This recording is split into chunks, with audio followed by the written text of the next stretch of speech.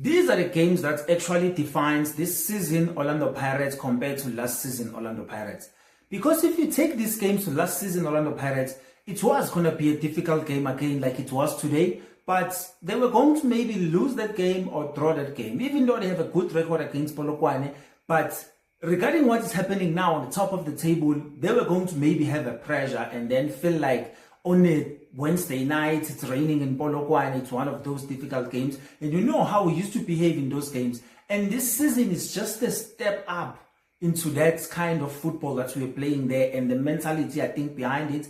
And I think credit to Coach Ouaddou for doing that, because I think this Orlando Pirate now finds a way of winning difficult games. They always find a way to win difficult games, even though sometimes it's hard, but they give themselves that opportunity to make sure that they're going to create the chances. But now, let's just dive into the game and realize and look at some actually some of the things that happen in the game that are some of the few takes that we can talk about. First of all, I didn't have complaints with the starting 11 because I think maybe it was a good starting 11 that we had, because thinking about our fullbacks, I was happy with Hoto and Van Rooyen, and then CBC, a good game today, and Siema, always Siema. And then in the middle of the park, it was so interesting today because I think today we trusted Makaula more on the ball to do a lot of things like finding forward passes, collecting the ball from the defense and trying to turn in that midfield. And I think it was a good thing because Polokwane wasn't really ready to close Pirates that up high, because their strategy, you could see, they wanted to frustrate Pirates as much as they can. They knew that Pirates was going to create a lot of chances, but they were trying to absorb the pressure as much as they can, and until they're able to find spaces to actually to run behind Pirates defense and go and score goals. So it looked like it was the plan that they came up with in that match. So they were not actually pressing high in terms of pressing that ball. So Makaula was having like free spaces to turn around and move the ball. And I think credit to that, because I think it's kind of offload to Mbata and kind of give him more of what he actually wants, because Mbata doesn't really want to go all the way and collect the ball. He likes to collect the ball from the center mid and just moving forward and playing more like an 8 that goes forward than trying to be a box to box. So it was a good thing as well to watch, and I think Apolis had a good game today, and I think it's one of those frustrating nights for him, looking at the way he wanted to score a goal. Like, he really wanted to score a goal. He created a lot of chances and caused a lot of havoc for Polokwane in the first half, and I think it was a good game for him. And then we go to Hoto.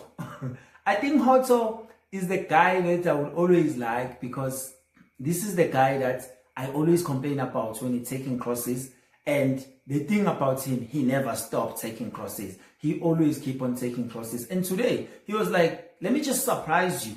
I can actually do the job. And I'm like, are you sure, Hoto? And then he delivered that winning goal assist. And I think it was a good performance for him as well. But even though Hoto is being Hoto, you know what he's going to do when he's going all the way up to the front to actually deliver the cross. So I think it was a good thing, a good game. But now, I think we need to understand that when I was talking about the games that we are going to play from now until the end of the season that are going to be hard, I was talking about the games like this. This game, it was raining, Wednesday night, they're playing away. You knew that it was going to be a difficult game, but Pirates came with the mentality that they were willing to fight. Even though it was hard in the first half to actually create chances that were actually ended up being goals. Because I think I was watching this match in the first half and I was like, okay, I'm looking at this unfolding in front of my eyes. Pirates usually score within 30 minutes of the first half, and they were causing havoc from the first minute until the 30 minutes. And then at some point, they kind of relaxed, trying to find different ways now of opening up the spaces and throwing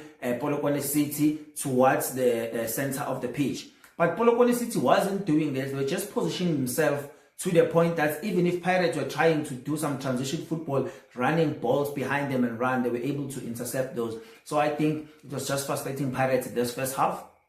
And when we were starting in the second half, I think the game was just dull at some point where we tried to move the ball, and now we're trying to control the pace, trying to move the ball wide and trying to bring in crosses. And the thing is, also with Mahopa and Dion, it was actually not a connection that I think it was going to work or it's going to work anytime soon, because I think at some point there was a miscommunication, because at some point, if they were playing like this, because they were playing more like 2 number 9s, But now the problem is, if one is going for the first ball, this second one doesn't go to collect the second ball. He's just standing wherever he's standing, and then this other one will just do the job on his own. So if he doesn't get the second ball himself, then that ball is gone. It's going to Polokwane City, and then they will play that ball. But now, my problem was, Mahopa didn't look like he was going to maybe score after that. And I think after first half, when he misses that one-on-one,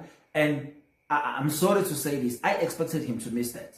I thought maybe he could surprise me and score, but I expected him actually to miss that, because I know the quality that he actually used to score goals using, but when he's facing one-on-one, he's not that type of guy.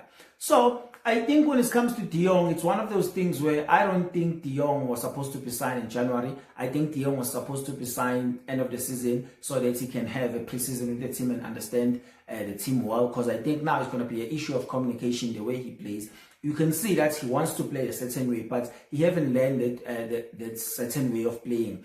Like today, what he wants to do when he's doing the runs from deep going towards the box, he wants to move the ball, and then he just lay off the ball towards who's running towards him, actually to the person that runs towards him. And then when he left the ball, he always expects that person to play 1-2 for him so that he can break the defense. But now, when you were looking at the Pirates playing, when he was always trying to do that, the pass was always short, so it was looking like he doesn't know how to pass, but he was looking for the combination where someone would just do that one and then release him on the other side to score the goal as a one-on-one. So I think it's one of those things that they still need to work on, but probably I don't think maybe it's going to work now. The season is very tough, and I think playing all these games is going to be a problem for Orlando Pirates.